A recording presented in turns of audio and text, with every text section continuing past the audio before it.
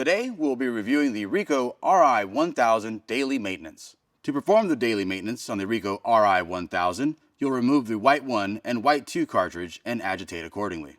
To perform the daily maintenance on the Ri 1000, you should see a message appear on the screen letting you know to agitate your white 1 and white 2 cartridges. This will occur every 12 hours. To do so, remove the white 1 and white 2 cartridges and agitate them like so.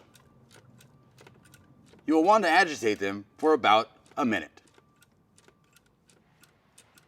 Once complete, insert white 1 into its slot and insert white 2 into its slot.